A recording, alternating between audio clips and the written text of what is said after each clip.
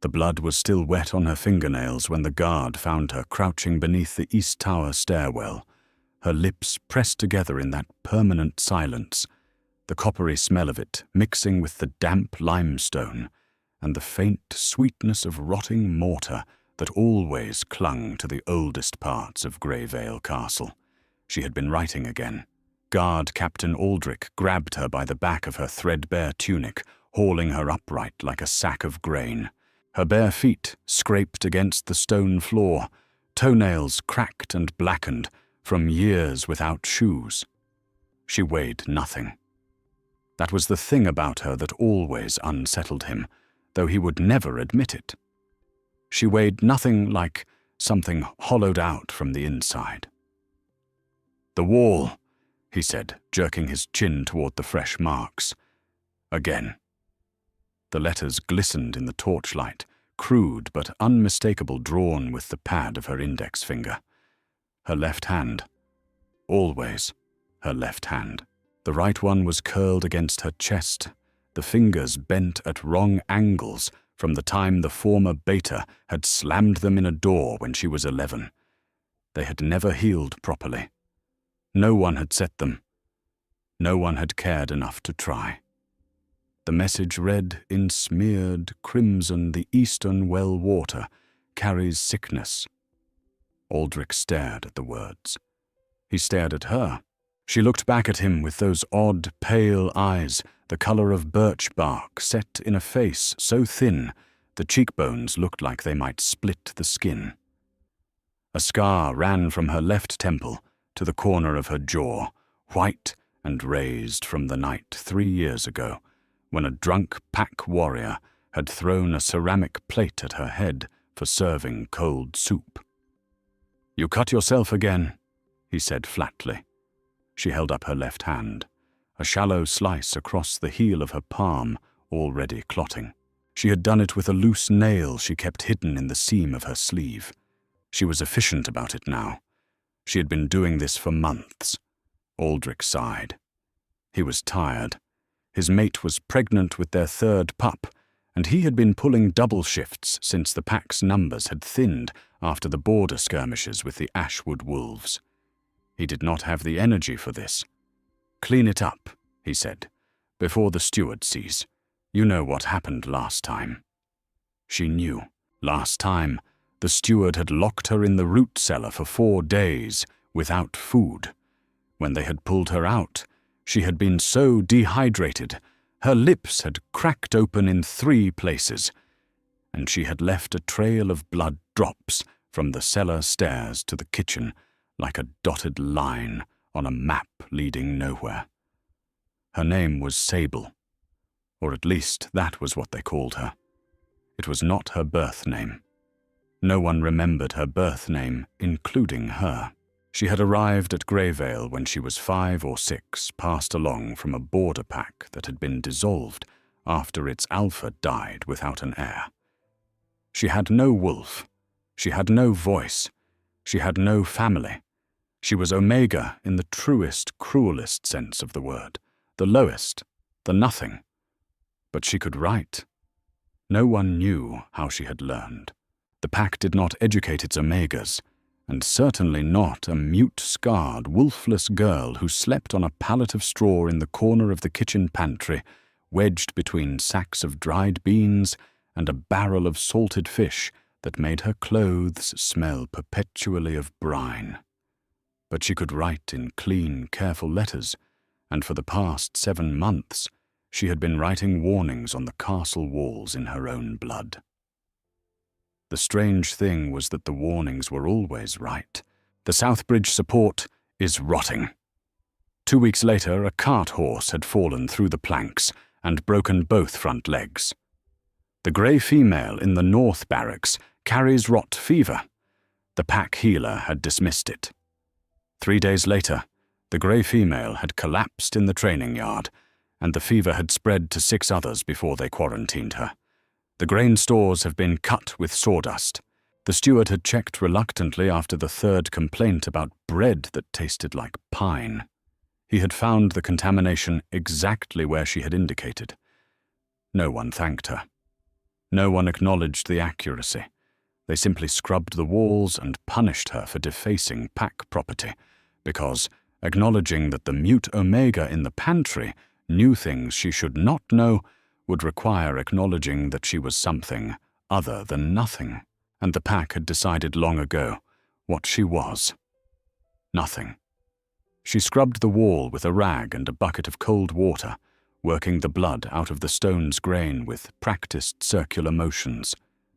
Her reflection in the water was a smudge of dark hair and sharp angles. She had not eaten today. She had not eaten yesterday either, because the cook had caught her sneaking a heel of bread from the day-old basket and had backhanded her across the mouth, splitting the inside of her cheek against her teeth. She could taste the blood even now. Her own blood was a flavor she knew as intimately as most people knew: salt. The torches guttered in a draught from somewhere deep in the castle's bones. Sable paused, her hand still pressed against the wet stone. Something was different tonight. The air carried a vibration she could feel in the thin skin behind her ears, a low hum, like the castle itself was holding its breath. Something was coming. She did not know what. Her knowing was not like that, not precise, not a voice in her head or a vision behind her eyes. It was more like the way a dog knows a storm is coming hours before the sky changes. A pressure, a shift in the quality of silence. She finished scrubbing and carried the bucket back to the kitchen, her bare feet silent on the cold stone. The castle was quieter than usual for this hour. Normally the warriors would be in the great hall, drinking and throwing dice, and telling the same stories about the same battles they had barely participated in. But tonight the hall was empty. The tables had been pushed to the walls. The floor had been swept, which happened perhaps twice a year. Something was definitely coming. She found out what at dawn when the cook shook her awake by grabbing a fistful of her hair and yanking upward. Get up, you worthless creature. The Alpha King arrives today." The cook was a heavy-set woman named Maren, with forearms like cured hams and a voice that could strip paint. She was not the worst person in the castle. She had on 3 separate occasions left portions of stew at the edge of the counter where Sable could reach them without being seen. She had never acknowledged doing this, and Sable had never been foolish enough to acknowledge it either. It was a transaction conducted entirely in peripheral vision, and it was the closest thing to kindness Sable had experienced in 12 years. "The Alpha King," Maren repeated, as if Sable were deaf as well as mute. "Kyle Blackthorn. He is coming for the territorial review. Every border pack is required to host him. Every pack must present its members. Do you understand what that means?" Sable understood. She understood better than Maren knew. The Alpha King. She had written his name once on a wall deep in the cellars where no one went, not as a warning, but as something else. A question, maybe. Or a prayer. She had pressed her bleeding finger to the stone and written Kale in letters so small they were almost invisible. And then she had wiped them away immediately, her heart hammering in her chest like a trapped bird, because even writing his name felt dangerous, like invoking something that could not be uninvoked. She had been dreaming about him for 6 months, not romantic dreams, not the kind of dreams the young she-wolves whispered about in the barracks, giggling and blushing. These dreams were different. In these dreams she stood in a room full of firelight, and there was a man whose face she could never quite see, and he was reading something written on the walls, and his hands were shaking, and he was saying her name. Not Sable, her real name, the one she did not know. She pulled on the least stained of her 2 tunics, a grey thing that had been washed so many times it was nearly transparent at the elbows, and she tied her dark hair back with a strip of leather.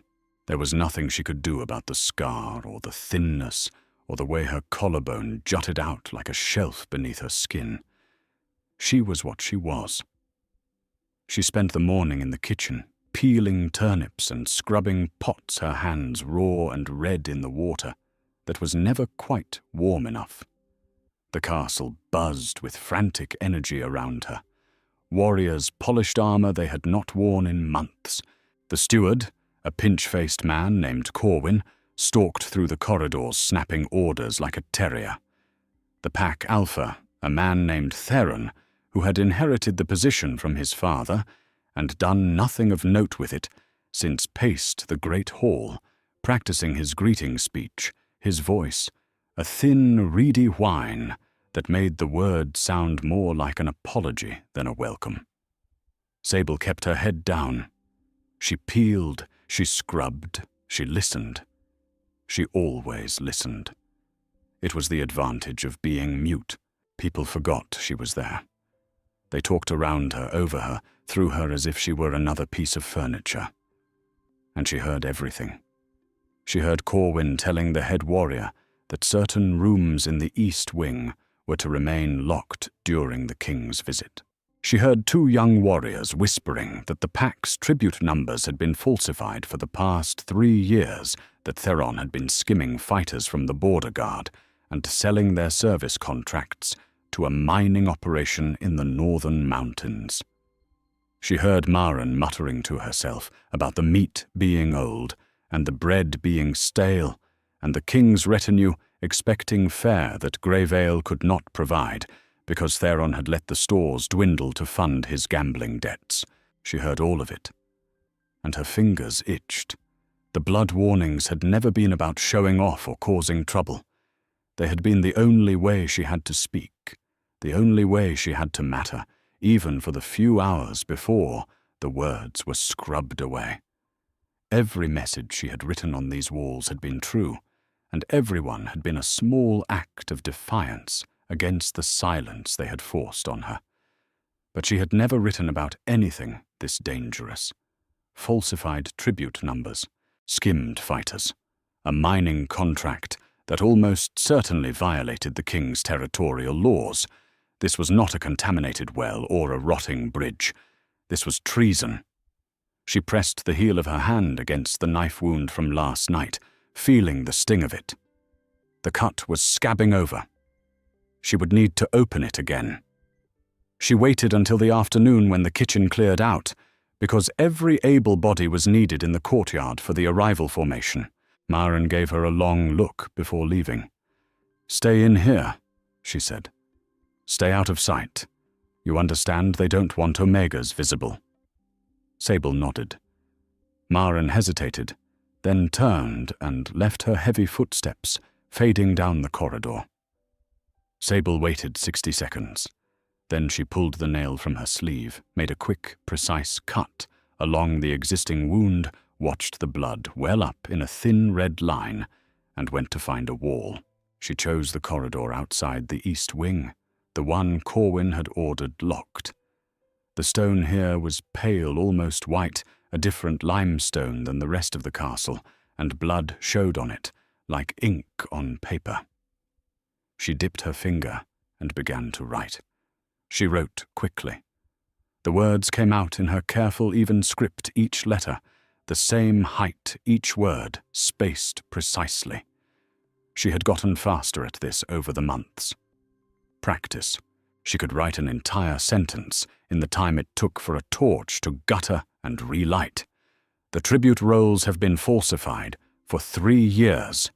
70 fighters sold to northern mines. The contracts are in the locked room behind the steward's office. She stepped back, looked at it. The blood was already darkening from bright red to something closer to rust. In an hour it would be brown. By morning it would be nearly black. She should stop. She knew she should stop, but her hand was still bleeding, and there was more wall, and there was so much she had never been able to say. She moved to the next section of wall and kept writing. The pack healer has been diluting medicines and selling the pure stock to traveling merchants. The grey wolf who died last winter died from underdose, not from fever. And then, because she could not help herself, because the silence was a physical weight on her chest that she had carried for 20 years, and she was so tired of carrying it, she wrote one more thing. And this was the one that changed everything. She did not write it as a warning. She wrote it as a confession.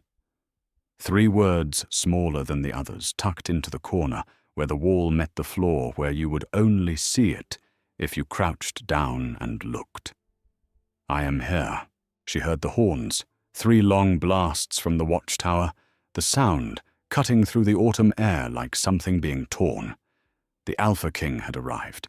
Sable pressed her palm against the wall, leaving a bloody handprint beside her final message, and then she ran. She ran back to the kitchen, washed her hands in the bucket by the door, wrapped her cut in a strip of cloth torn from the hem of her tunic, and pressed herself into the corner of the pantry behind the salted fish barrel. Her heart was hammering. The taste of copper was in the back of her throat. She could feel it again. That vibration. Stronger now. So strong it made her teeth ache. Through the narrow pantry window, barely wider than her hand, she could see the courtyard. She could see the pack, assembled in their ranks, warriors in front, civilians, behind children, scrubbed and presentable in the back. She could see Theron standing at the head of the formation, in armor, that did not quite fit because he had gotten thicker in the middle since the last time he had worn it. And then she saw him. The Alpha King came through the gate, on foot, not on horseback, which surprised her. He was taller than she had expected, taller than anyone she had ever seen, broad through the shoulders, in a way that made the gate arch behind him look small.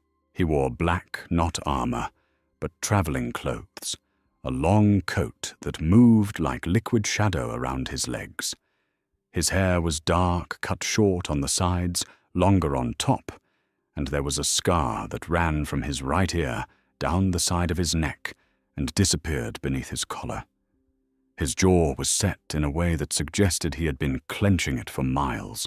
His eyes, even from this distance, were the color of raw amber light gold, shot through with darker veins, and they moved across the assembled pack with the flat, assessing calm of a predator counting prey. He looked tired. That was the thing she noticed most. Not the power, not the size, not the scar or the golden eyes. He looked tired in a way that went deeper than sleep. There were shadows under his eyes that his tan couldn't hide, and his mouth was set in a line that was not anger, but something closer to resignation, like a man who had seen the same disappointing thing so many times he no longer had the energy to be surprised by it. He was not what she had expected. He was not what her dreams had shown her. In her dreams, he had been faceless, a shape made of firelight and urgency. In person, he was specific. A real man with tired eyes and road dust on his boots and a scar that someone had given him, which meant that someone had gotten close enough to cut him, which meant he was not invincible, which meant he was real. Something inside her chest did something it had never done before. It pulled. Not her heart. Deeper than that, something behind her heart. Something anchored to her spine, something that had been dormant and silent for her entire life, as silent as she was, suddenly woke up and pulled toward him like a compass needle swinging north. She gasped. No sound came out, of course. It never did. But her mouth opened, and her lungs seized, and her hands grabbed the edge of the window frame, and she pressed her face against the narrow opening, breathing in the outside air, trying to catch something, anything, some trace of whatever was pulling her. Pine resin and wood smoke and something else. Something that smelled like the air before. Lightning strikes metallic and alive and dangerous. Her wolf. The thought came from nowhere and everywhere at once. Not her wolf. She didn't have a wolf. She had never shifted, never felt the presence of an animal spirit inside her, never experienced the dual consciousness that every other werewolf described as natural as breathing. She was wolfless. That was the other reason they despised her. An omega was low. A mute omega was lower. A mute, scarred, wolfless omega was nothing. But something inside her was pulling, and it was not nothing. In the courtyard, the Alpha King stopped walking. He stopped mid-stride, one boot still in the air and his head turned. Not toward Theron, who was advancing with his hand extended, and his rehearsed greeting dying on his lips. Not toward the assembled warriors who had straightened to attention with varying degrees of success. Not toward anything visible at all. His head turned toward the kitchen, toward the window, toward her. His nostrils flared.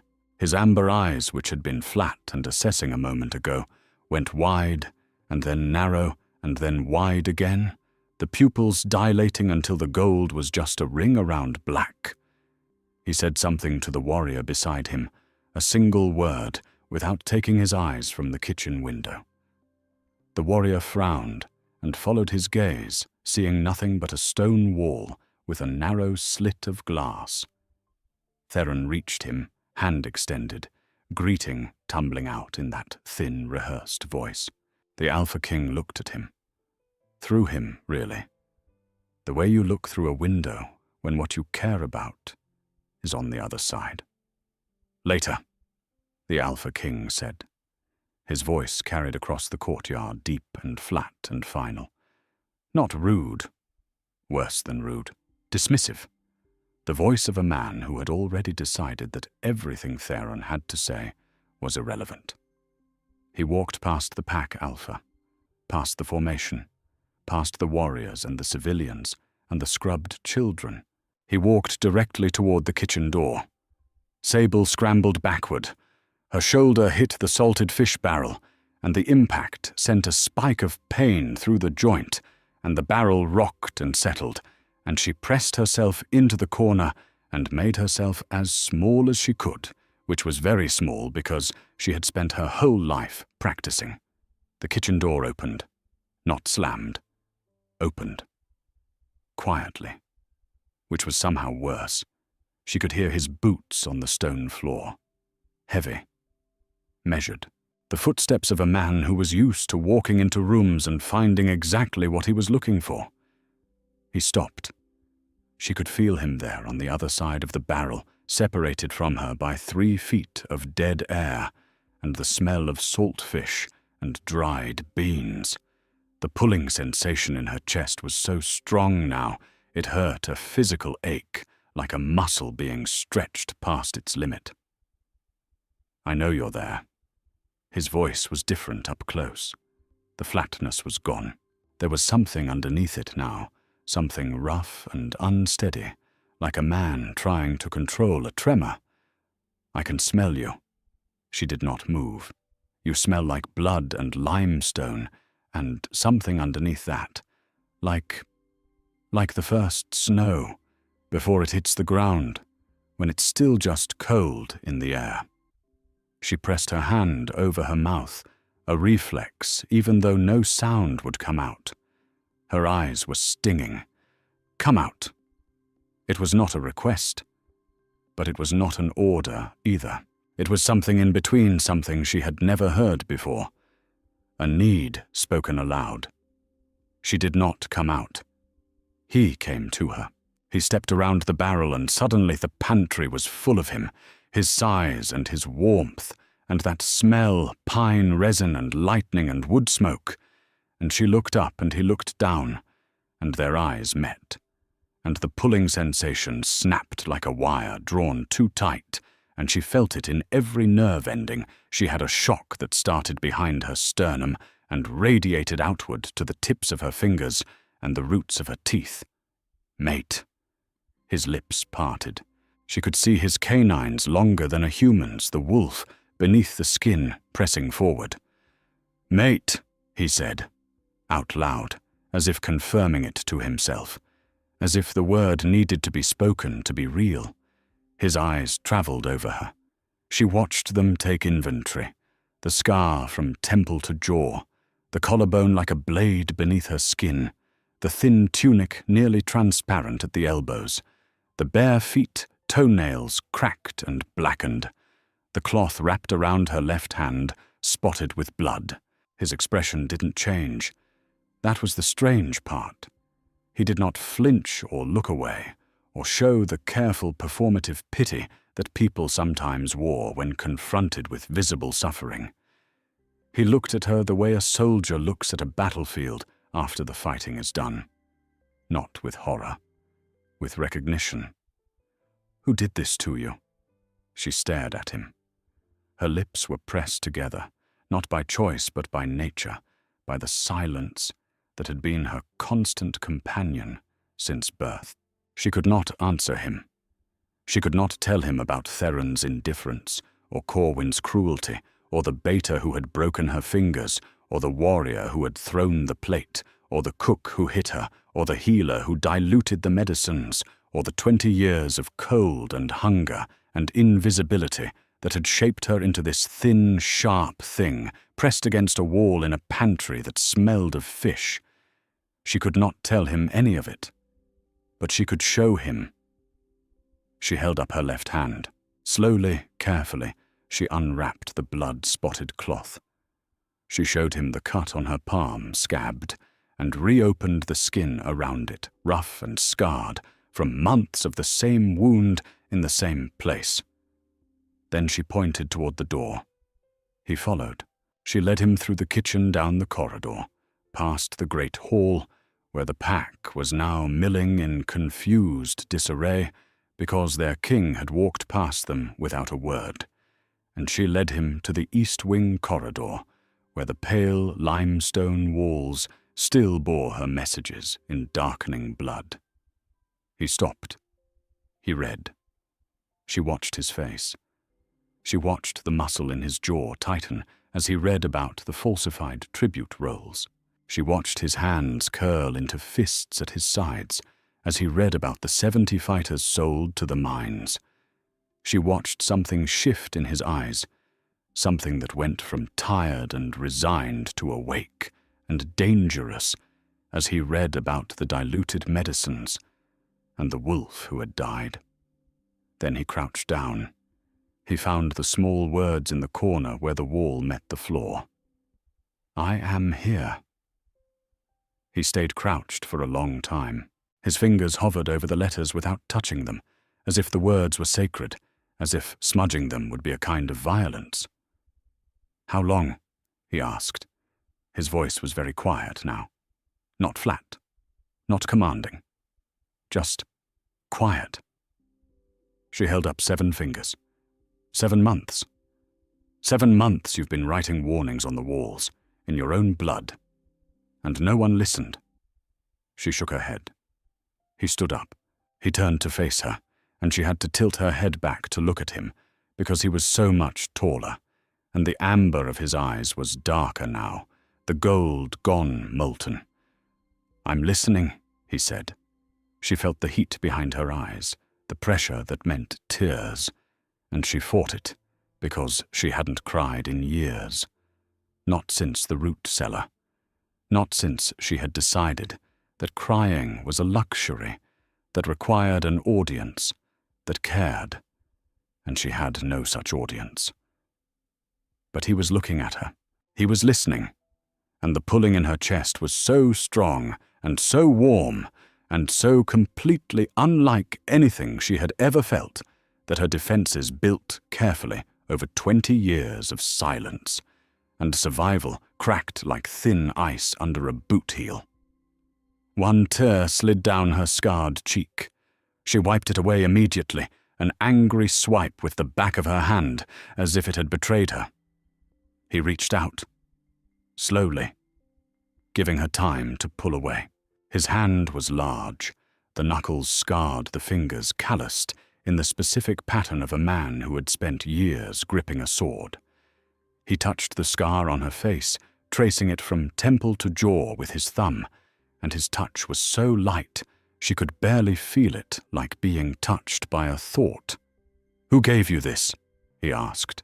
She mimed throwing something, a plate, a bowl, something flung at her face. The muscle in his jaw jumped. "A pack member," she nodded. "And your hand?" He took her left hand, gently turning it over.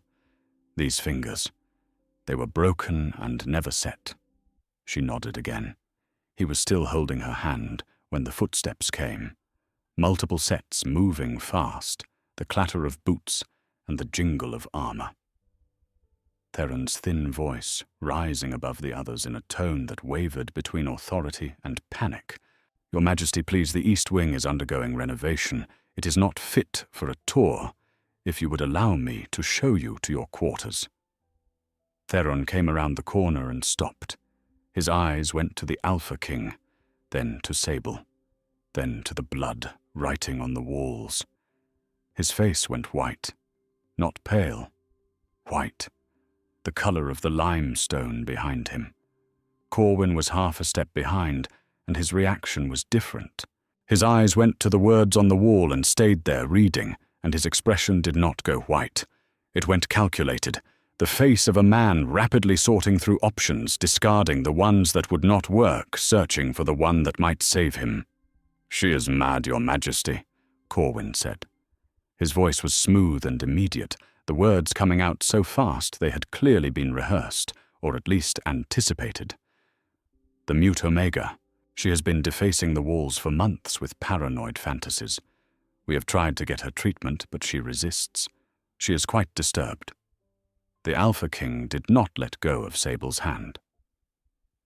"The Eastern Well," he said conversationally. "Was it contaminated?" Silence.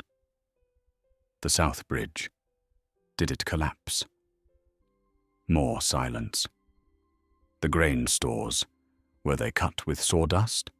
Corwin's smooth expression faltered. The calculation was still happening behind his eyes, but the options were dwindling, and he knew it. "Isolated incidents," Theron said weakly. "The Omega may have overheard discussions, and may have overheard discussions," the Alpha King repeated. His tone was the one Sable had heard him use in the courtyard, flat, final, dismissive. "About tribute rolls being falsified for 3 years. About 70 fighters being sold to mining operations in violation of the Crown's territorial charter. About contracts hidden in a locked room behind the steward's office." He paused. "I would very much like to see that room now." Theron looked at Corwin. Corwin looked at the floor. Neither moved. The Alpha King released Sable's hand. He did it gently, letting her fingers slide from his, and he gave her a look that said, "Stay here," as clearly as if he had spoken it aloud. Then he turned to face the pack, Alpha and the steward, and the temperature in the corridor seemed to drop, though the torches still burned. "Open the room," he said, "or I will open it. Those are your 2 options. Choose quickly." They chose. The room behind the steward's office was small and windowless, and smelled of dust and old paper, and the faint chemical tang of cheap ink.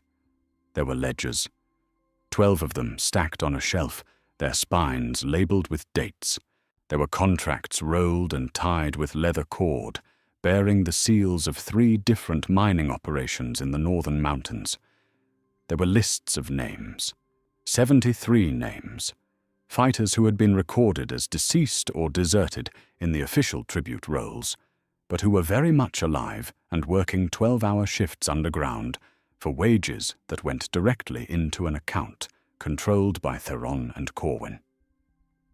The Alpha King read through the ledgers for 40 minutes without speaking. His beta, a broad woman named Petra, with close-cropped silver hair and a scar that bisected her left eyebrow, stood at his shoulder and made notes on a tablet. 2 of the king's guard stood at the door. Theron sat in a chair in the corner, shrinking into himself like a grape becoming a raisin, his ceremonial armor suddenly absurd. Corwin stood against the wall, his hands clasped behind his back, his face a mask of professional neutrality that was almost impressive in its composure. Sable watched from the corridor. No one had told her to leave. No one had told her she could stay. She existed in the usual ambiguity, neither invited nor excluded, occupying the space between visible and invisible that she had lived in her entire life. But the Alpha King glanced up from the ledgers every few minutes, each time his eyes found her in the doorway. Each time something in his expression shifted, a softening so subtle that no one else in the room would have noticed it. But Sable noticed. She had spent 20 years reading the micro-expressions of people who did not know she was watching. She was fluent in the language of faces. He was checking that she was still there. When he finished with the ledgers, the Alpha King closed the last one with a sound that was as final as a cell door locking. "Pack Alpha Theron," he said. "You are relieved of your position effective immediately. You will be escorted to the capital for tribunal. Steward Corwin, the same applies to you." Theron made a sound. Not words. A sound. Something between a whimper and a protest, wet and formless. Corwin said nothing, but his mask slipped for a fraction of a second, and what Sable saw beneath it surprised her. Not anger. Not defiance. Something that looked almost like relief. The face of a man who had been carrying a weight he was grateful to finally put down.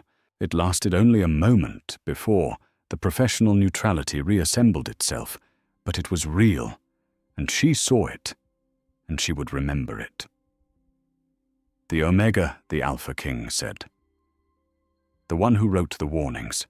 She comes with me." Theron blinked. Your Majesty, she is property of the pack. She was bonded in service as a pup. She is my mate." The word dropped into the room like a stone into still water, ripples everywhere. Theron's mouth opened and closed. Corwin's mask slipped again, this time into genuine surprise. Petra looked up from her tablet with raised eyebrows. Even the guards at the door exchanged a glance. "She comes with me," the Alpha King repeated. "That is not a discussion." Sable felt her legs go weak. She leaned against the doorframe, her hand pressed to her chest, where the pulling sensation had gone from an ache to a warmth, a spreading warmth like hot water being poured into a vessel that had been cold for so long it had forgotten what warmth felt like. He had said it. Out loud, in front of witnesses, in front of the people who had kept her in silence and hunger and invisibility for 20 years. My mate. She was shaking. She could feel it in her hands and her knees and the muscles of her jaw, a fine tremor that she couldn't control, like the aftershocks of an earthquake that had rearranged the geography of her life. The Alpha King walked to the doorway. He stood in front of her, blocking the view of the room behind him, creating a wall of himself between her and the pack that had kept her in the pantry. "Can you walk?" he asked. She nodded. "My carriage is in the courtyard. Petra will take you there. You will eat. You will rest. No one will touch you." She looked up at him. She wanted to say something. For the first time in her life, the silence felt like an injustice rather than a fact, like something that had been stolen from her, rather than something she had been born without.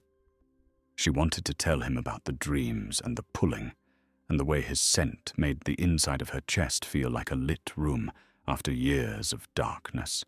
She raised her hand and pressed it flat against his chest over his heart. She could feel it beating beneath the black fabric of his coat. Fast. Faster than his calm exterior suggested. His heart was racing. He was afraid, too. He covered her hand with his. "I know," he said. "I know." Petra appeared beside them, solid and competent smelling of clean leather and the herbal soap she used on her close-cropped hair. She looked at Sable with an expression that was not pity and not warmth, but something practical, the look of a woman who identified a problem and was already solving it. "Come on, little one," she said. "There's venison stew in the supply wagon that my king has not yet ruined with his terrible habit of adding too much pepper." Sable almost smiled. It had been so long since she had almost smiled that the muscles of her face felt strange, unpracticed, like a door being opened after years of rust. She went with Petra. The carriage was large and dark, and warm, heated by a small iron brazier bolted to the floor. The seats were covered in something soft leather or suede, and there were furs piled on one side, wolf pelts, the real kind, from animals not from shifted wolves. Sable sat on the edge of the seat and ate venison stew from a wooden bowl, and it was the best thing she had ever tasted. Not because the stew was exceptional, but because her body was so hungry that every mouthful was a small revelation, the warmth spreading down her throat and into her stomach like a fire being lit in a cold room. She ate 2 bowls.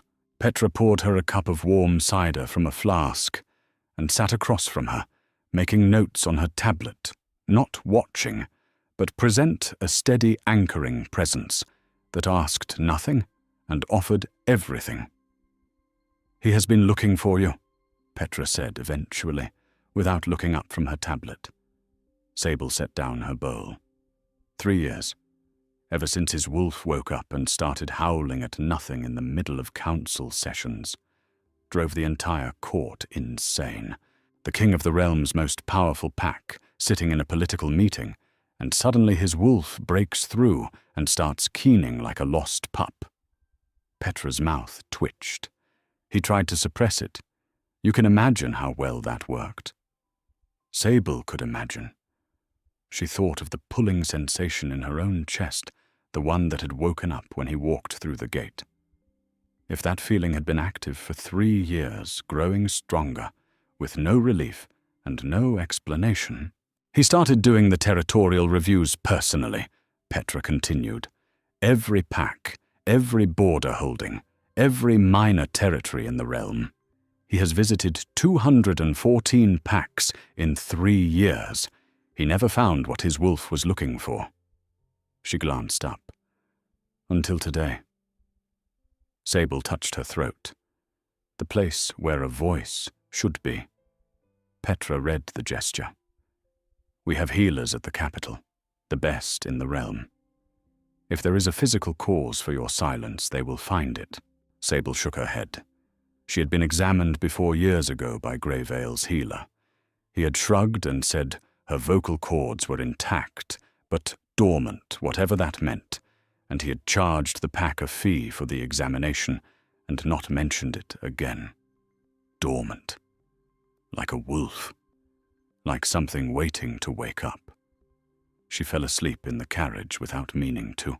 The warmth and the food and the exhaustion of 20 years of survival hit her all at once, and she slid sideways onto the furs and was unconscious between one breath and the next. When she woke, the light had changed. It was late afternoon, the sun coming through the carriage window in long amber bars. She was covered with a fur that she had not pulled over herself. The brazier had been stoked, and the Alpha King was sitting across from her in the seat where Petra had been reading a leather-bound book by the window light. He looked up when she stirred. "You've been asleep for 4 hours," he said. "We're camped for the night." Petra wanted to continue, but I overruled her. He paused. "You needed rest more than we needed miles." She sat up slowly, pulling the fur around her shoulders. The carriage smelled like him now, pine resin and wood smoke and lightning. She breathed it in without meaning to, and the pulling sensation in her chest purred, actually purred a vibration she felt in her ribs. He closed the book. "I need to tell you something."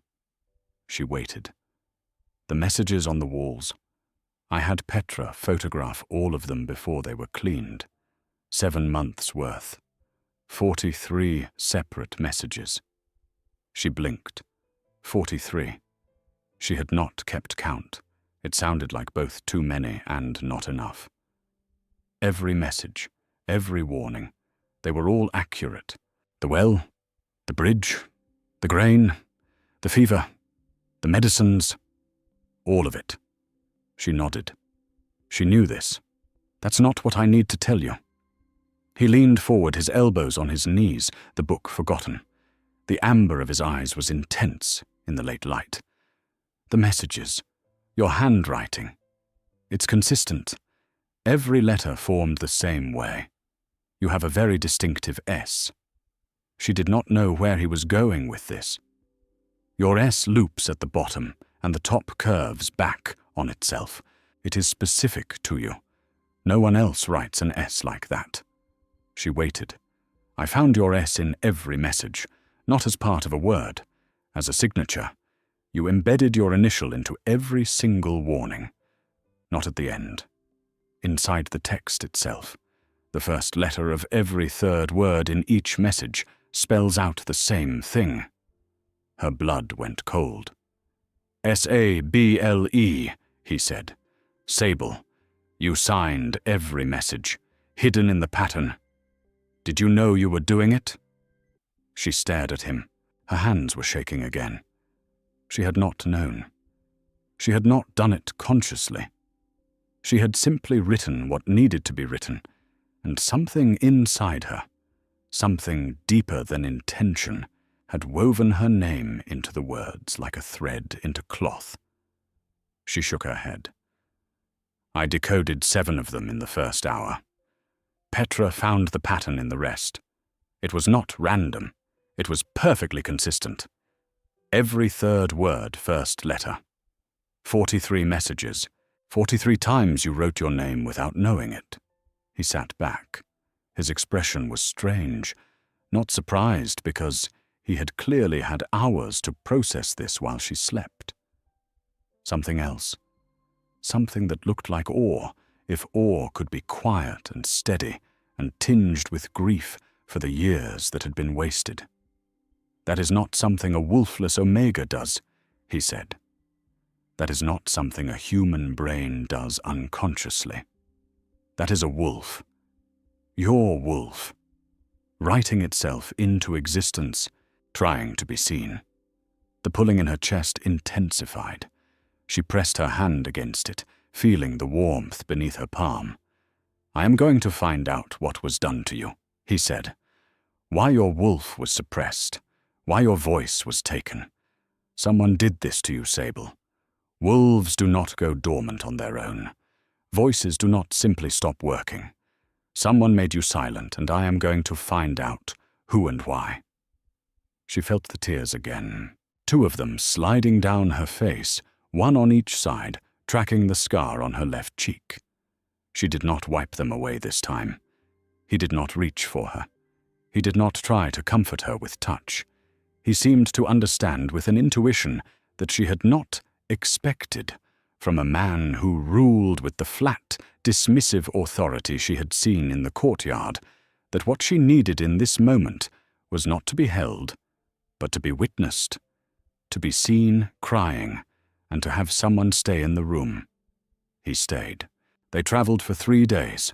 The king's retinue was a caravan of 12 wagons, 60 warriors, a mobile command tent, and a cook named Hollis, who was deeply offended by the quality of provisions at Greyvale, and spent the entire first day loudly redesigning the Pax kitchen in monologues directed at anyone who would listen. Sable rode in the carriage.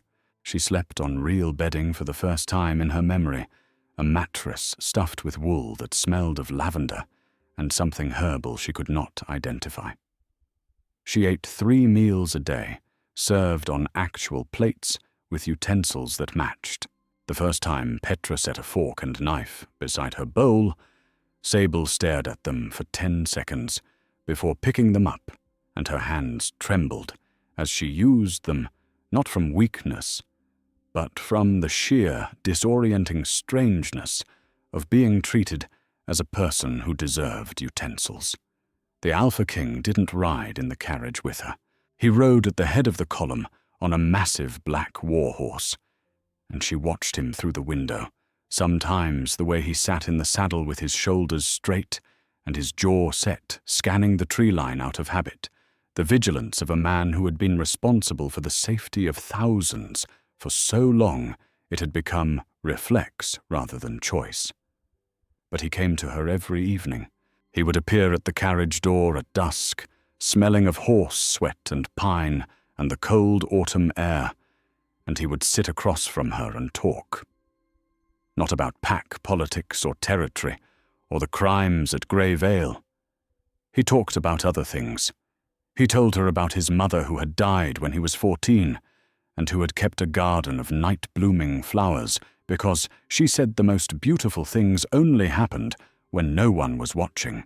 He told her about his wolf, a beast so large that the first time he shifted at 15, he had broken through the wall of the shifting room and terrified half the palace guard.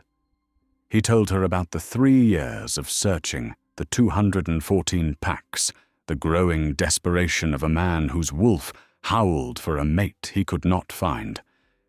He talked. She listened. And sometimes when words were not enough, she wrote. Not in blood. Petra had given her a leather journal and a charcoal pencil on the first day, and Sable had stared at them, the way she had stared at the fork and knife, with the bewildered gratitude of someone receiving a gift she had not known how to ask for. She wrote her responses in the journal and held them up for him to read. Short sentences, at first blunt and careful, the writing of someone who had communicated in crisis messages for so long, she had forgotten how to make small talk. I like the stew. Hollis uses too much rosemary, but the broth is good. His name is not really. Hollis is it. He does not look like a Hollis. Your wolf, when he howled in council sessions, what did the councillors do? He laughed at that last one. Actually laughed. A real sound, sudden and low, that changed his entire face, that erased the tiredness and the set jaw and the flat authority, and replaced them with something younger and lighter and human. Lord Ashworth fell out of his chair the first time, he said. He is 73 years old and has a bad hip. It took 2 attendants to get him upright again. He has never forgiven me. She wrote, Tell Lord Ashworth. I am sorry on your behalf. I will absolutely not. He has been insufferable for decades. A fall was overdue. She almost smiled again. The muscles were getting less rusty. On the second night, he asked her about the dreams. You dreamed of me, he said. It was not a question. Before I came to Grey Vale, you knew I was coming. She hesitated. Then she opened the journal and wrote for a long time, the pencil scratching against the paper in the quiet of the carriage. I dreamed of a room full of firelight and a man reading words on the walls, and his hands were shaking, and he was saying my name but not Sable, a different name, the name I do not know. He read it twice. He sat very still. You don't know your birth name. She shook her head. You were brought to Grey Vale as a child, from a dissolved pack. She nodded. Which pack? She wrote, no one ever told me. His jaw tightened. The flat, dangerous look was back, the one she had seen in the corridor when he read about the falsified tribute rolls. But it was not directed at her. It was directed inward, at the gears turning behind his eyes, at connections being made, and implications being followed to their conclusions. When we reached the capital, he said, I will find out. On the 3rd day they arrived. The capital was not what she expected. She had imagined a castle like Grey Vale, only larger. What she saw through the carriage window was something else, entirely. A city, first of all, sprawling across a valley, bisected by a river, that gleamed like hammered steel in the afternoon light. and at the center of the city, rising from a hill of dark stone, a structure that was not quite a castle and not quite a palace, but something in between, part fortress and part living thing, its walls covered in ivy, so old and thick it had become structural, its towers reaching into a sky streaked with clouds that the setting sun had turned the color of a bruise. Ironholt, the seat of the Alpha King. Sable pressed her face against the window and stared. The carriage passed through gates and courtyards, and more gates, each transition marked by guards who straightened to attention and then immediately broke formation to stare at the unfamiliar Omega in the king's carriage. By the time they reached the inner courtyard, Sable was certain that every person in the palace knew she was there. The Alpha King opened the carriage door himself.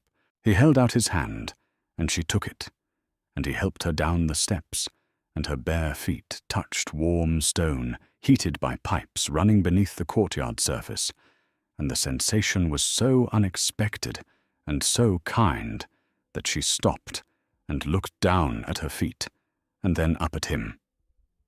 "Heated courtyards," he said. "My mother's design." She hated cold floors. He led her inside, still holding her hand, and the palace swallowed them. Corridors of dark wood and warm stone, lit by oil lamps that cast pools of amber light, the smell of beeswax and cedar, and underneath it, something animal, the scent of a pack that had lived in this space for generations, layer upon layer of belonging.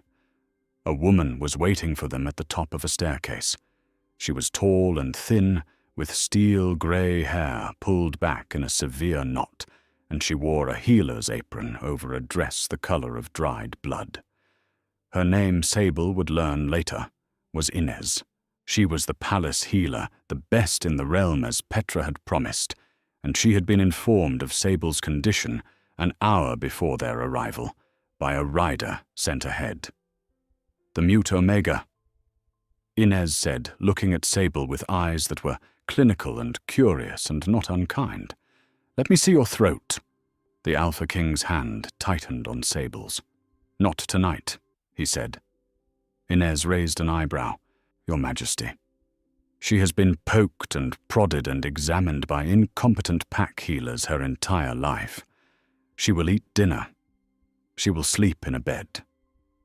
Tomorrow, if she consents, you may examine her. Not before. Inez looked at him for a long moment. Then she looked at Sable. Then she nodded, once turned and disappeared down the corridor in a swirl of blood-colored fabric. That night, Sable slept in a room that had a bed with a wooden frame and a mattress stuffed with goose down and sheets that smelled like dried lavender and sunlight. The room had a window that looked out over the city, and the city was full of lights, hundreds of them flickering in the darkness like earthbound stars. She lay in the bed and stared at the ceiling and felt the pulling in her chest, and did not sleep for a long time, not because she was uncomfortable, but because she was so comfortable that she was afraid to close her eyes in case she opened them and it was gone. In the morning, Inez came. The examination was thorough and uncomfortable and lasted 2 hours. Inez palpated her throat, listened to her breathing through a wooden tube, made her swallow liquids of various temperatures and viscosities, and performed 3 separate tests that involved Inez placing her hands on Sable's head and closing her eyes and going very still, her expression concentrated, her lips moving silently. The Alpha King stood in the corner of the room the entire time. He didn't speak. He did not interfere. But he was there, and Sable found that his presence, the pine resin and lightning smell of him, the steady warmth of the bond pulling between them, made the examination bearable in a way it would not have been otherwise. When Inez finished, she sat back on her stool and looked at Sable with an expression that had shifted from clinical curiosity to something sharper, something that looked like anger though not directed at her patient. "Her vocal cords are intact," Inez said, addressing the Alpha King but looking at Sable. "Fully functional. There is no physical damage, no malformation, no structural reason for her inability to speak." "Then why?" "Because someone bound them." Inez's voice was flat with controlled fury. "A suppression ward, placed when she was very young, 3 or 4 years old at a guess. Old magic, the kind that requires blood and intent, and a practitioner with significant power. Whoever did this did not merely silence her voice. They bound her wolf simultaneously. 2 bindings, one working, placed at the same time. Her wolf has been trapped inside her for nearly 20 years. The room was very quiet. "Can you remove it?" the Alpha King asked. "I can try. The binding is old and deeply set. It has grown into her the way a tree grows around a fence post. Removing it without damage will take time and care." She paused. "But yes, I believe I can remove it." Sable looked at Inez. She looked at the Alpha King. She opened her journal and wrote her hand, shaking so badly the letters were barely legible. Who would do this to a child? Inez took the journal and read it. She passed it to the Alpha King, who read it, and closed his eyes for a moment. And when he opened them, the amber was gone, and his eyes were pure gold. The wolf surging forward, his canines visible. His hands gripping the edge of the table beside him. So hard the wood groaned. "That," he said, "is what we are going to find out."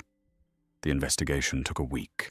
The Alpha King assigned Petra and a team of 4 archivists to trace Sable's origins. They started with Greyvale's records, what few existed, and followed the trail backward through transfer documents and border patrol logs and the administrative debris of a dissolved pack. The pack was called Thornfield. It had been a small territory on the eastern border, unremarkable, except for one detail that the archivists uncovered on the 3rd day of searching, buried in a census record so old the ink had faded to the color of weak tea. Thornfield's alpha had been a woman named Elara. She had been unusual in several ways. She was one of the few female alphas in recorded history. She had a rare wolf-white furred, which appeared perhaps once in a generation and was associated in the old stories with prophetic ability. And she had a daughter who had been 3 years old when Thornfield was dissolved. A daughter whose name was not Sable. Her name was Seraphine. The information arrived on Petra's tablet while Sable was sitting in the palace garden on a stone bench beneath a tree whose leaves had turned the color of old copper, writing in her journal. She was writing a description of the garden for no reason other than the pleasure of it, the sheer intoxicating luxury of writing something that was not a warning, that was not written in blood, that did not need to save anyone. "The tree has a fungus on its north side. Bracket fungus. It looks like a stack of brown plates. The bark around it is soft and wet and smells like bread dough that has sat too long. The Alpha King found her there. He sat beside her on the bench, close enough that his arm touched hers, and the contact sent a cascade of warmth through the bond that made her close her eyes briefly.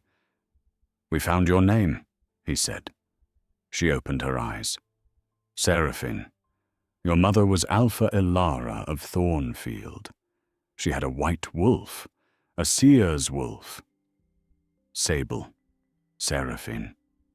She turned the name over in her mind, feeling the shape of it. It was like putting on a piece of clothing that fit perfectly, but that she had never worn. Strange and right at the same time. Thornfield was not dissolved because its alpha died without an heir, he continued. That was the official story. Thornfield was dissolved because your mother was murdered, and you were taken. She stared at him. The binding on your voice and your wolf. Inez believes it was placed by whoever killed your mother. A rival pack, most likely. Someone who wanted Thornfield's territory, but feared the seer's bloodline. They could not kill a 3-year-old. Even in the brutal calculus of pack politics there are lines. So they silenced you instead. They bound your wolf and your voice, and they handed you to the nearest border pack as an orphaned omega, and they let the years and the neglect and the cruelty do the rest. She was shaking again. Not the fine tremor of shock, but a deeper shaking, something tectonic, as if the foundations of her life were being pulled up and relaid. "We do not yet know who," he said. "Petra is still tracing it, but we know your name, we know your bloodline, and we know that your wolf, when it wakes, will be white." She opened her journal. Her hand was shaking so badly she had to press the pencil hard to make legible marks. Seraphine. She wrote her name on the wall in blood for 7 months, and did not know it was her real name. She stared at what she had written. Seraphine. Sable. S.A. The S that looped at the bottom and curved back at the top. The A that she made with a sharp peak. She had been writing her true name in code for 7 months, and the name was not Sable. The first letter of every third word. Seraphine. Not Sable. Seraphine. She looked up at the Alpha King with eyes so wide the white showed all the way around. Her mouth opened. No sound came out, but her lips shaped a word, the first word she had ever tried to say, and even in silence, he understood it. Seraphine, he confirmed. Yes, that is your name. Inez began the unbinding the next day. It was not a single event, but a process. Daily sessions in a room in the lower levels of the palace that smelled of dried herbs and hot candle wax, and something older, something mineral like the air inside a cave. Inez worked slowly her hands on Sable's Seraphine's throat and temples her eyes closed, her expression a mask of concentration, so intense it looked like pain. Each session lasted an hour. Each session left Seraphine exhausted, wrung out her body, aching in ways that were not physical. A deep interior soreness, as if muscles she had never used were being slowly, carefully activated. After the 3rd session, she felt a flicker. Deep in her chest, behind the bond, warmth behind the pulling, something else. Something that moved. Her wolf. It was not a presence she could communicate with, not yet. It was more like a shadow behind a curtain, a shape she could sense, but not see, pressing against the barrier that someone had built around it 2 decades ago. It was there. It had always been there, and it was waking up. After the 5th session, she dreamed again. In the dream, she was in the room full of firelight, and the man was there, and this time she could see his face. It was the Alpha King, Kale. His hands were not shaking, they were steady, and he was not reading words on the walls. He was looking at her, and she was speaking. In the dream, she was speaking, and the sound of her own voice was the strangest thing she had ever heard, low and rough, and cracked with disuse, but real. Hers. She woke up gasping, and the pulling in her chest was so strong it felt like being held. Kyle was at her door. She knew because she could feel him there, the bond, like a taut wire, strung between them, vibrating with his proximity. She got up her bare feet on the warm stone floor and opened the door. He was leaning against the opposite wall of the corridor, arms crossed, still dressed, his boots still on. He had not been sleeping. "You dreamed," he said. She nodded. "I felt it. Through the bond. I felt you dreaming." He ran a hand through his hair, making it stand up in dark spikes. "My wolf nearly broke through. He wants—" He stopped, took a breath. He wants to be near you. He has wanted to be near you for 3 years. And now that you are here, and you are close, and you are real, he is difficult. She looked at him, standing there in the corridor, the most powerful man in the realm, the Alpha King, whose word was law, and whose wolf terrified trained warriors. And he was leaning against a wall at 3 in the morning, looking rumpled and frustrated and entirely human. And she felt something bloom in her chest that was not the bond and not the wolf, but something else. Something that had nothing to do with magic or fate or ancient bloodlines. She stepped forward. She took his hand. She pulled him into the room. He went still. Seraphine. She pointed to the bed. Then she held up both hands, palms out, a gesture that said, "Just sleep." Nothing else. Just sleep. He looked at her for a long time. "My wolf will not be easy to control if I am that close to you." She held his gaze. She did not waver. He came inside. He lay down on the bed, on top of the covers, still fully clothed, boots and all. She lay beside him under the covers, and the warmth of him radiated through the layers between them, and the pulling in her chest finally settled into something that was not an ache, but a hum, a vibration, like a string that had found its note. She slept deeply and without dreams. In the morning she woke to find his arm around her, his face pressed into her hair, and his breathing slow and steady in the rhythm of deep sleep. He smelled like pine resin and warmth. She lay very still and listened to him breathe, and felt the wolf inside her press against its cage, not frantic, not desperate, but patient, waiting, almost free. On the 7th day of unbinding, Inez told her the truth. "The binding will break on its own now," the healer said. "I have weakened it enough. Your wolf is strong, Seraphine. Stronger than whoever placed this expected. She has been pushing against this cage for 20 years, and she has worn it thin from the inside. When it breaks, your voice will come back. Your wolf will surface. But I need you to understand something." Seraphine waited. "When the wolf comes, she will come all at once. 20 years of suppression released in a moment. It will be significant. You may shift involuntarily. You may lose control temporarily. The shift itself may be painful.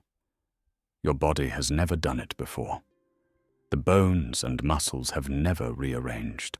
It will be like a first shift at puberty, but with the power of a full-grown wolf behind it." Seraphine wrote in her journal, "Will it be dangerous? To you some pain, but no lasting damage. Your wolf will not let you be harmed." Inez paused. "To others potentially. A white wolf, a seer's wolf, surfacing after 20 years of imprisonment. She will be frightened and angry and disoriented.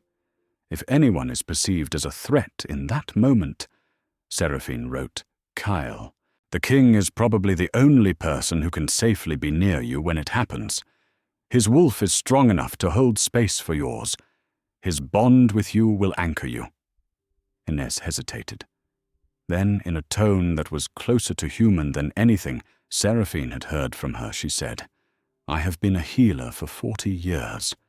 I have never seen a binding this cruel. Whoever did this wanted you to disappear. Not die. Disappear. They wanted to erase you so completely that you would forget you had ever existed."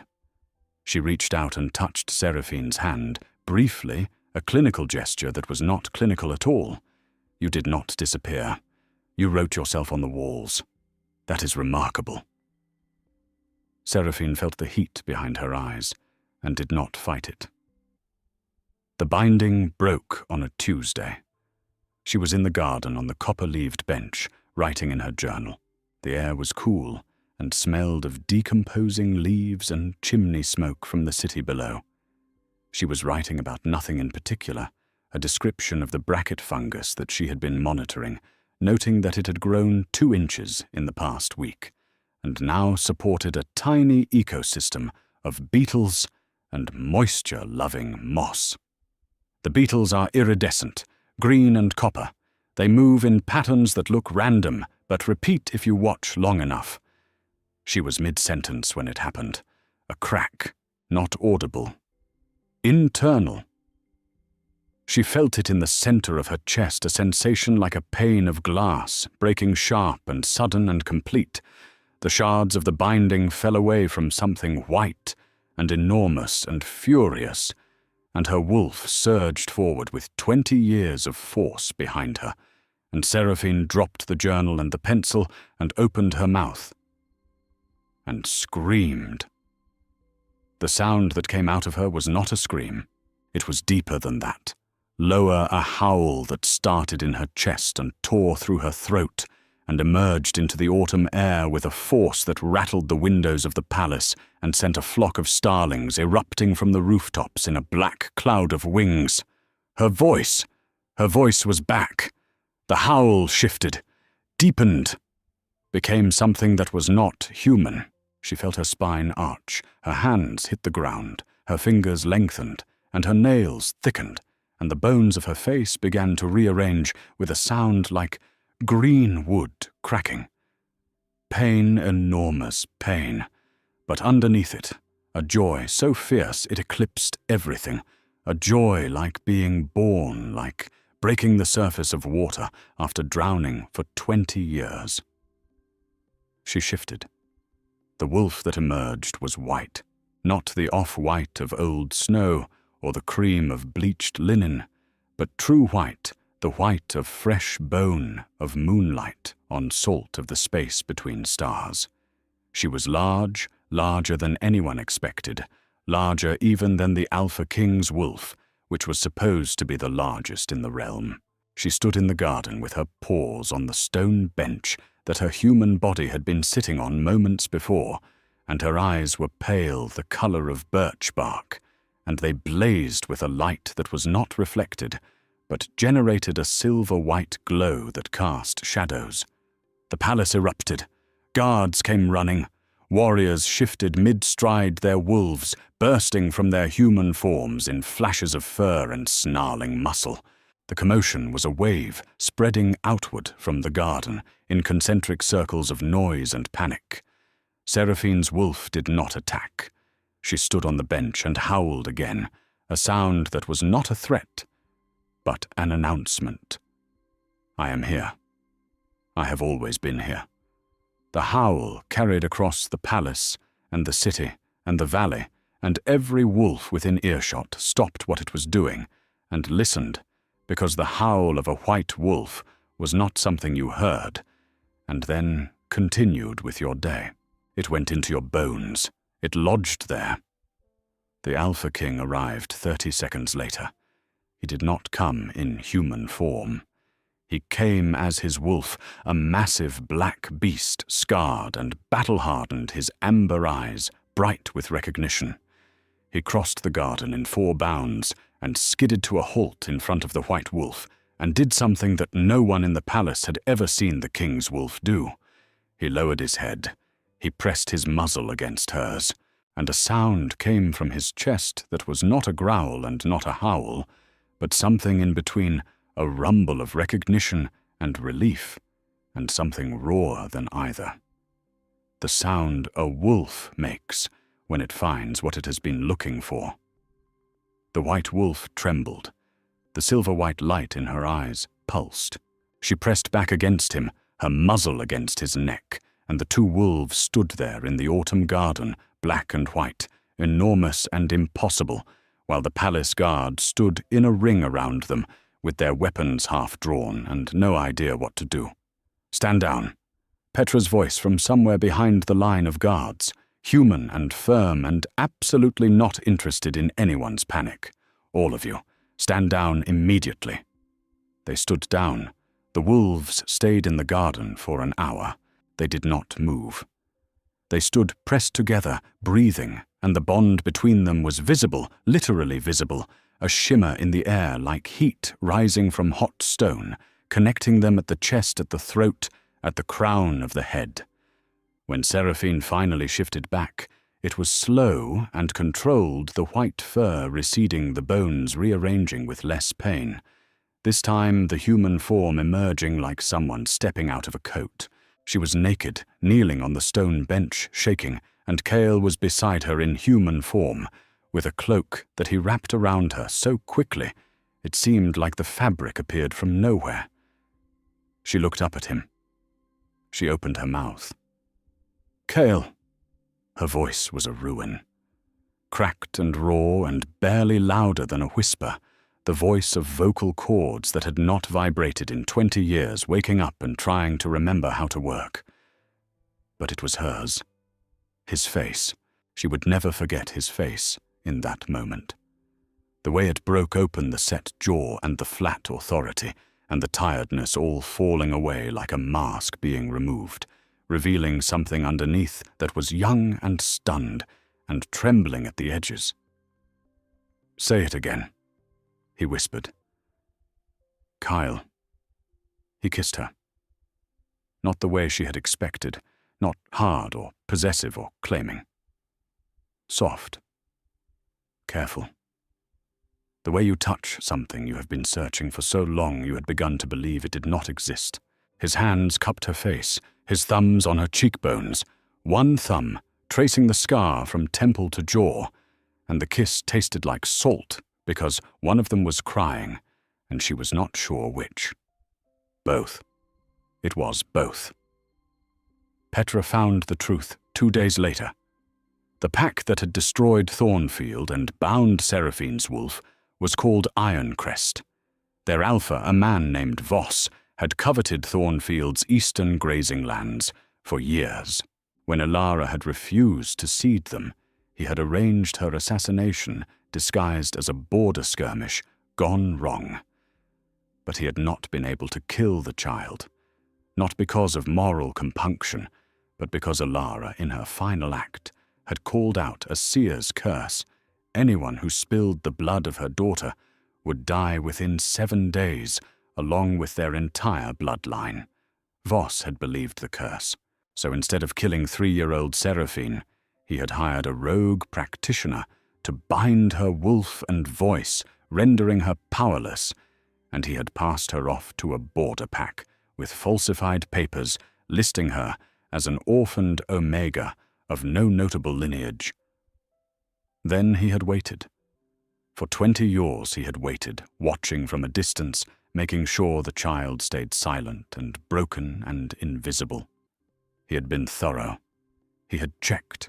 Once every few years, a stranger would pass through Greyvale, asking casual questions about the mute Omega in the kitchen, confirming that she was still there, still silent, still nothing. Voss was still alive. He was 57 years old, still Alpha of Ironcrest, still occupying the grazing lands he had stolen from a murdered woman and her silenced daughter. The Alpha King received this information at his desk in the study, with Seraphine sitting across from him. Petra delivered the report in her usual tone, factual and precise. She laid out the evidence, the documents, the witness statements, the confession of the rogue practitioner who had been found living in a fishing village on the southern coast and who had talked freely in exchange for immunity. When Petra finished, the room was quiet. Seraphine was looking at her hands, her left hand with its crooked fingers and the scar on the palm from months of self-inflicted cuts, her right hand steady and unmarked. She was thinking about Voss, about a man she had never met who had shaped the entire architecture of her suffering, who had decided when she was 3 years old that she did not deserve a voice or a wolf or a name. She was not angry. That surprised her. She had expected to feel fury, the righteous rage of a wrong finally named and faced. But what she felt was something quieter and stranger. She felt tired of it, tired of the story of her pain being the only story she had. She wanted a different story now, But that did not mean she wanted Voss to go unpunished. She wrote in her journal. Her voice was returning in fragments, a word here and there, but sustained speech was still beyond her. She wrote her message and held it up. "I want to be there." Kyle read it. "When I confront him," she nodded, "you will be there." They rode to Ironcrest with a war party of 300. Seraphine rode beside the Alpha King, not in the carriage on a grey mare that Petra had chosen for her. She wore riding clothes instead of the transparent tunic leather boots, instead of bare feet. Her hair was clean and braided, and tied with a leather cord, and the scar from temple to jaw was visible and unashamed, because she had decided that she was done hiding it. It was part of her face. It was part of her story. And her story was not only about the people who had hurt her. Voss met them at the gates of Ironcrest, because the Alpha King had sent a rider ahead with a message that left no room for evasion. He was a tall man, Voss, lean and grey-haired, with the careful posture of someone who had spent a lifetime maintaining authority through appearance rather than action. His eyes were grey, too sharp and calculating, and when they landed on Seraphine, something shifted in them. Recognition. Not of her specifically, not of Sable or Seraphine. Recognition of the situation. The calculation of a man who had known this day, might come and had planned for it, and was now realizing that his plans were insufficient. "Alpha King," Voss said. His voice was smooth and practiced. "An honor. We were not expecting—" "Alpha Ilara of Thornfield," the Alpha King said. "Not a greeting, an accusation. 20 years ago, you arranged her murder. You stole her territory. You bound her daughter's wolf and voice, and abandoned her to die slowly in a pack that treated its omegas like furniture." Voss's face did not change. The calculation continued behind his grey eyes, discarding options, searching for angles. He was, Seraphine realized, genuinely intelligent. Not the cartoon cruelty of the warriors who had thrown plates at her, or the steward who had locked her in the root cellar. This was something colder and more deliberate. A man who had done terrible things not out of rage or impulse, but out of patient, methodical self-interest. "Those are serious allegations," Voss said carefully. "They are not allegations. They are facts. We have the practitioner's testimony. We have the documents. We have the binding itself removed from the body of the victim by the palace healer, its magical signature traceable to the practitioner you hired." Voss was quiet for a moment. Then he did something that Seraphine did not expect. He looked at her. Really looked at her. And the calculation faded from his eyes, replaced by something that was not remorse, but was in the neighborhood of it. A kind of weariness. The expression of a man looking at the wreckage of his own choices and finding it exhausting rather than satisfying. "She looks like Ilara," he said quietly, to no one in particular. The eyes. Ilara had those same eyes. It was not an apology. It was not a justification. It was a man saying something true, possibly for the first time in 20 years. Sable had looked like her mother, and Voss had known that every time one of his agents had checked on her, and he had lived with that knowledge, and it had cost him something. Not enough. But something. "You will answer for this at tribunal," the Alpha King said. "Your pack will be dissolved. Your territory will be returned to its rightful heir." "Its rightful heir," Voss repeated. He looked at Seraphine again. "She was a child. I could have killed her. I did not. You silenced her for 20 years. I let her live. You let her starve. You let her be beaten and scarred and locked in cellars and broken. You let her bleed herself to write warnings on walls because it was the only way she had to exist. You did not let her live. You let her endure.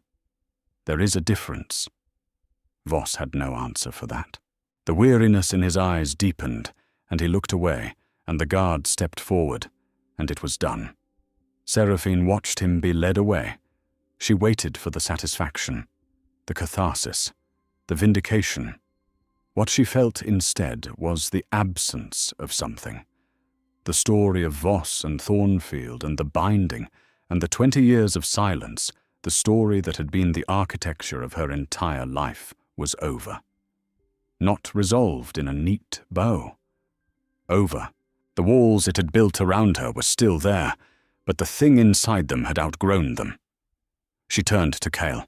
She opened her mouth, and she spoke. "I want—" Her voice cracked, rough, barely a whisper. But there. "I want to see my mother's garden." He looked at her. "Thornfield," she said. "Her night garden. The flowers that bloom when no one watches." His face did something complicated. She could see the surprise, the tenderness, the grief on her behalf, and underneath all of it, a wonder that she recognized, because it was the same wonder she felt every time she spoke. "I'll take you there," he said. The claiming ceremony happened not in the palace, not in a grand hall with witnesses and ceremony, but at Thornfield. The territory was half wild, reclaimed by 20 years of neglect. The Alpha's house was a ruin roof, collapsed walls green with lichen. But behind it, the garden was still there. Ilara's night garden. The flowers had gone wild, spreading beyond their original beds, twining through the ruins and up the crumbling walls, and in the moonlight they bloomed, white and silver and pale violet, opening their petals to the dark, releasing a scent that was sweet and sharp and ancient, like something you smell in a dream, and can never quite identify when you wake. Seraphine stood in the garden among her mother's flowers barefoot, by choice this time, and the earth was cold beneath her feet, but the cold did not bother her because her wolf was awake, and her wolf ran warm. Kyle stood before her. He had removed the long black coat and the sword belt and the markers of authority. He was just a man. Tired eyes, scarred neck hands that could break a table or cup a face with equal precision. "Seraphine," he said, "I want to mark you. I want every wolf in this realm to know that you are mine and I am yours. But I need you to say it. I need to hear you say yes, in your own voice." She looked at him. She thought about the pantry and the salted fish barrel and the cold stone floors and the blood on the walls and the 20 years of silence and the 3 years he had spent searching and the 214 packs and the howling in council sessions and the fork and knife that had made her hands tremble and the stew that had been the best thing she had ever tasted. "Yes," she said. Her voice was rough, cracked, barely louder than the wind, but it was hers, the voice of a woman who had been silent for 20 years and had chosen specifically and deliberately to break that silence with this word. He stepped forward.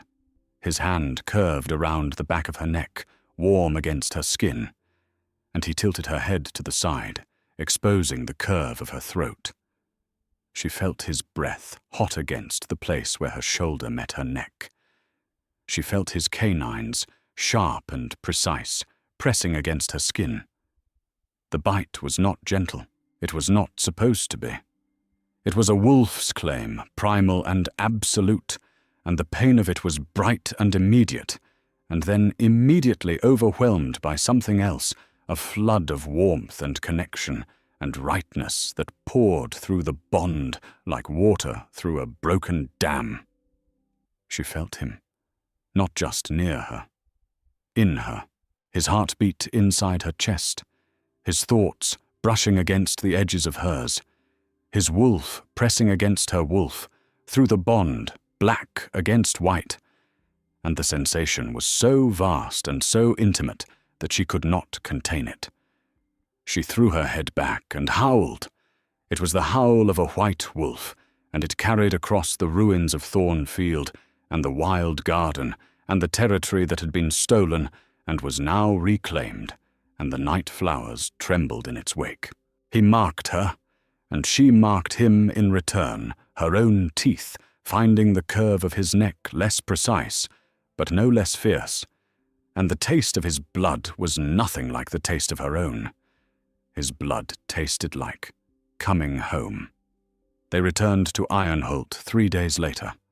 The palace was different now, or perhaps she was different, or perhaps both things were true simultaneously. She walked through the corridors that had smelled of cedar and beeswax and generations of belonging, and she realized that the scent had changed. It included her now. Her wolf, her blood. Her presence had been woven into the layers, and the palace recognized her in the way that an old house recognizes a new owner. Not immediately, but inevitably. The pack gathered in the great hall for the formal presentation, 300 wolves, plus the palace staff, plus the council members, including Lord Ashworth, who was, as Kyle had promised, insufferable, a reed-thin man of 73, who looked at Seraphine with the suspicious squint of someone who had not yet decided whether she was impressive or inconvenient. Kyle stood before his pack with Seraphine beside him. He did not give a speech. He did not explain or justify or plead. He said 4 words. "This is your queen." Silence. Then Lord Ashworth of all people rose from his chair. His bad hip made him grimace, and the 2 attendants on either side moved to help him, but he waved them off with an irritated hand. "The White Wolf," he said. His voice was thin but carried. "Elara's daughter. I knew Elara. She was the most terrifying woman I ever met, and I say that as a compliment." He paused. "The daughter wrote warnings in blood because your lot were too stupid to give her a pen." He turned to Kyle. "She will be a vast improvement. Do try not to ruin it." He sat back down, wincing. Someone in the back of the hall laughed, then someone else. Then the laughter spread, and with it something warmer, something that was not submission or deference, but acceptance, the rough, imperfect, genuine acceptance of a pack meeting someone new and deciding she belonged. Seraphine did not speak to the crowd. Not yet. Her voice was still returning in pieces, stronger each day, but not yet reliable for sustained speech. Instead, she did something else. She held up her left hand, the one with the crooked fingers and the scarred palm. She held it up so the pack could see it. Then she curled it into a fist and pressed it against her heart. It was not a gesture she had planned. It was not a symbol from any tradition or ceremony she had ever learned. It was something her wolf gave her, a movement that meant I am here, and I endure, and I will not be silent again. And the pack understood it, the way wolves understand things that are not spoken. In the bones, they pressed their fists to their hearts in return. 300 wolves rising one by one, and then all at once the sound of it filling the hall like a heartbeat. Kyle looked at her. She looked at him. The bond between them hummed like a plucked string, resonant and warm. She would learn to speak again fully in the months that followed. Her voice would always carry a roughness that smooth-tongued courtiers found discomforting, and she would never lose the habit of writing things down, filling journal after journal with observations and warnings and descriptions of beetles and bracket fungus, and the way moonlight moved across the night garden she had replanted in the palace courtyard with seeds from Thornfield. She would learn, too, that the nights were different now. Not the cold, fish-scented darkness of the pantry, but something else. The warmth of a bed shared with a man whose wolf pressed against hers in sleep, whose heartbeat she could feel through the bond at any distance, whose scent of pine resin and wood smoke and lightning had become so entwined with her own that she could no longer tell where he ended and she began. But that is a different story.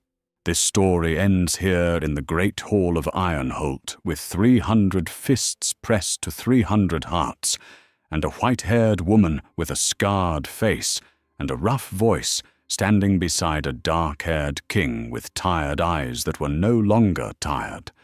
The last torch guttered and caught. The last echo of the howl faded from the rafters. And on the walls of a ruined castle 300 miles away, the blood writing was finally slowly fading. The rain had gotten in through the collapsed sections of roof, and water was doing what scrubbing and punishment had never managed. The words were dissolving, letter by letter, returning to the stone. But the name remained longest.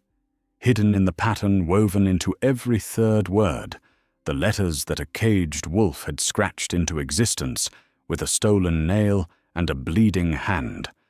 SERAPHINE.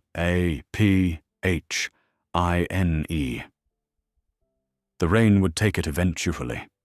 It did not matter. She did not need the walls anymore. She had a voice now, and the first word she had used it for was yes.